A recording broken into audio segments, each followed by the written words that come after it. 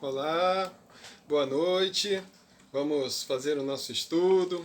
Graças a Deus, mais uma vez, que o Senhor possa nos envolver nessa noite, a todos nós, o nosso grupo, mantendo-nos todos unidos e vibrando positivamente, não é? Então vamos começar, vamos dar início à nossa leitura. Hoje nós estamos no capítulo 34. Dessa vez eu não errei o capítulo. 34.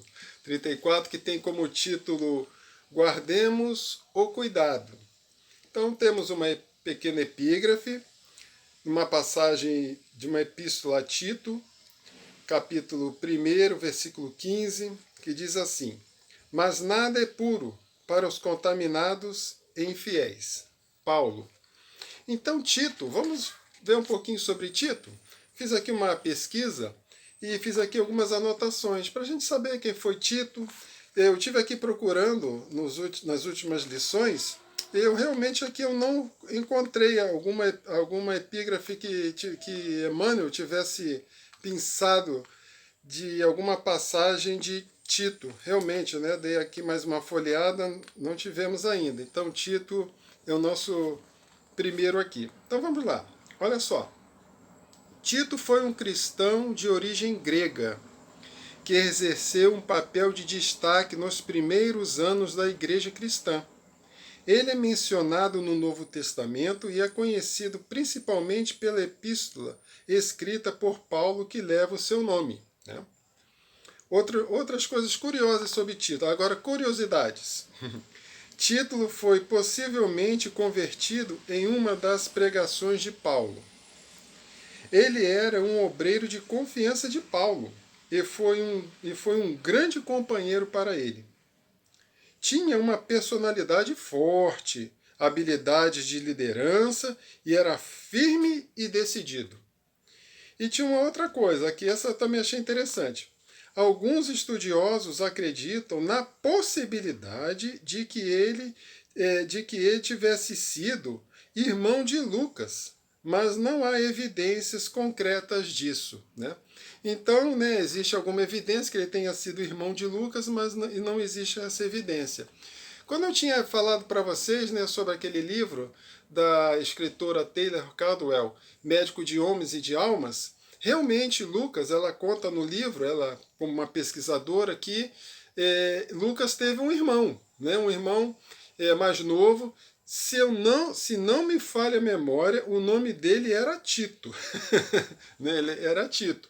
Então, quem sabe, né, esse Tito aqui justamente acabou sendo um romano, né, o Tito. Ele seguiu a carreira militar, esse irmão de Lucas, mais novo, né?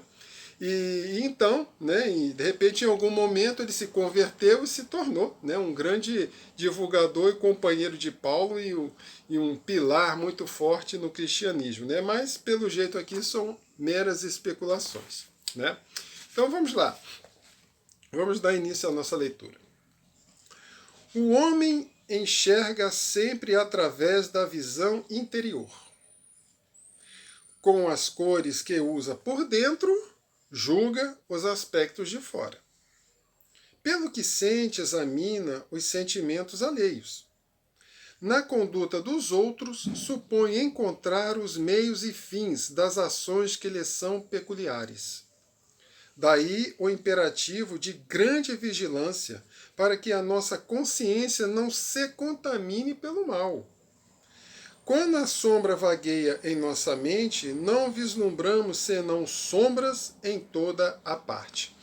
Então, até aqui o Emmanuel já está nos colocando, fazendo essa colocação, de que nós examinamos tudo ao nosso redor com o quê? Com o olhar que nós temos dentro de nós. Né? Com aquilo que nós somos, com aquilo que nós como nós nos comportamos. Então nós estamos o quê? Avaliando as coisas e principalmente fazendo julgamentos com aquilo que nós temos por dentro, né? Com aquilo que nós somos, a nossa essência. Né? Ele continua. Junto das manifestações do amor mais puro, imaginamos alucinações carnais. Se encontramos um companheiro trajado com louvável apuro, pensamos em vaidade. Ante o amigo chamado à carreira pública, mentalizamos a tirania política. Ainda mais nessas épocas de eleições, né? Seu vizinho sabe economizar com perfeito aproveitamento da oportunidade? Fixamo-lo com desconfiança e costumamos tecer longas reflexões em torno de apropriações indébitas. Quando ouvimos um amigo na defesa justa, usando a energia que lhe compete, relegamo-lo de imediato à categoria dos intratáveis. Então aqui Emmanuel, nesses 5 parágrafos, ele pontuou alguns posicionamentos que nós, como seres humanos, né, isso é, né, sem generalizar, é claro, a questão não é essa, mas num contexto de humanidade, nós costumamos fazer esses tipos de julgamentos baseados naquilo que nós estamos enxergando num primeiro momento. Né? Essa questão é vaidoso, é tirânico, né, intratável, né, como ele coloca aqui. Né? Então ele vai fazendo essas pontuações baseado principalmente naquilo em que nós estamos enxergando com o quê? Com os nossos olhos interiores. É isso que ele quer nos apontar. Né? Quando a treva se estende na intimidade de nossa vida, deploráveis alterações nos atingem os pensamentos. Virtudes, nessas circunstâncias, jamais são vistas. Os males, contudo, sobram sempre. Os mais largos gestos de bênção recebem lamentáveis interpretações. Guardemos o cuidado, toda vez que formos visitados pela inveja, pelo ciúme, pela suspeita ou pela maledicência. Olha o conselho de Emmanuel, nós devemos guardar cuidado, né? Para que nós não nos precipitemos com as nossas opiniões, muitas vezes. Às vezes nós nem proferimos a nossa opinião, mas às vezes o nosso pensamento, né? Então a gente tem que ter esse cuidado com esse nosso olhar, né? Com essa nossa primeira impressão, embora tenha um ditado que corra que diz que a primeira impressão é que fica, como não deveria ser isso, porque justamente a primeira impressão é que pode estar equivocada diante de uma situação em que nós percebemos, né? Então a gente tem que ter justamente esse cuidado, né? Aquilo que nós estamos vendo, ou que achamos que é, muitas vezes não é. Às vezes por uma demonstração de carinho, por exemplo, né? Às vezes a pessoa abraça, está abraçado, já podemos pensar alguma coisa, isso é muito comum, né? E na verdade não existe nada disso, né? Então a gente tem que ter, como ele diz aqui, né? Guardemos cuidado. Então ele finaliza. Casos intrincados existem, nos quais o silêncio é o remédio bendito e eficaz, porque, sem dúvida, cada espírito observa o caminho ou o caminheiro segundo a visão clara ou escura de que dispõe. Então é isso, né? O Emmanuel mais uma vez aqui nos chamando para que possamos guardar o cuidado, né, com as nossas precipitações, na maioria das vezes, né, com os nossos posicionamentos. E acho que dessa forma, né, nós vamos também tendo um alívio, né, nos aliviando dessas questões, né, de tomar um posicionamento baseado numa primeira impressão. Né.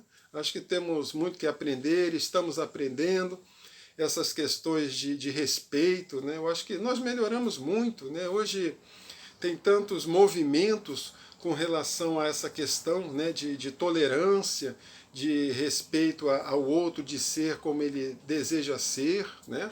É óbvio, né, que cada um vai tomar um seu posicionamento, mas é um posicionamento que deve ficar restrito ao seu próprio modo de ser, né, vamos dizer assim, né, sem tomar um certo partido. Não que seja uma omissão, mas que a gente possa entender, né, nos entender uns aos outros, que dessa forma é o melhor caminho. O melhor caminho é o nosso entendimento do que nós nos precipitarmos em alguma opinião que muitas vezes pode ser equivocada. Ok? Então é isso aí. Vamos fazer a nossa prece, que possamos, dentro dessa mensagem de Emmanuel, buscarmos o nosso melhor posicionamento diante das situações e das circunstâncias. Então vamos orar? Vamos orar. Graças a Deus, muita paz, Muita paz, Senhor, obrigado. Mais uma vez aqui, Senhor, o nosso grupo reunido para a nossa leitura da noite, para o nosso estudo, para a nossa breve reflexão, que possamos, Jesus, agradecer pela oportunidade de estarmos com saúde física, com saúde mental, com saúde espiritual. Envolva o nosso lar, Senhor, com as suas vibrações, para que nós possamos nos manter sempre fortalecidos e amparados para seguirmos o nosso caminho, com equilíbrio, com harmonia. Envolva também, Senhor, o nosso querido lar de Teresa, com as suas vibrações, com as nossas vibrações, que os espíritos amigos que lá trabalham possam receber nesse momento as nossas melhores vibrações para o tratamento espiritual dos espíritos desencarnados, necessitados. Envolva, Senhor, o nosso querido planeta Terra. Não podemos nos cansar nunca de orarmos pela nossa Terra, que passa ainda por um momento difícil. Muitos países da Europa agora enfrentando a chamada segunda onda do coronavírus, sabendo que não estamos livres ainda, apesar da flexibilidade em que os governos estão tomando, também diante de circunstâncias para que não venhamos a ter dificuldades econômicas, financeiras, etc. Mas que possamos, Senhor, tomar as melhores atitudes também de preservação da vida, do bom senso.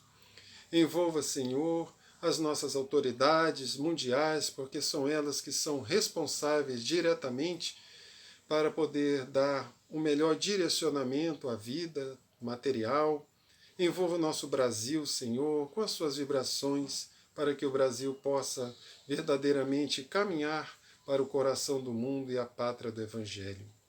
Que seja então assim, Jesus, em seu nome, em nome dos Espíritos amigos protetores, em nome de Antônia de Aquino e Teresa, e acima de tudo, em nome de Deus, que é nosso Pai, damos por finalizado o nosso encontro da noite de hoje. Que assim seja, graças a Deus, muita paz, que assim seja, graças a Deus. Então é isso, terminamos, fizemos mais uma vez o nosso encontro, a nossa leitura, desejando mais uma vez uma boa semana para todos, uma boa noite, fiquem todos com Deus e até a próxima quarta-feira. Boa noite, tchau, tchau, pessoal, tchau, tchau.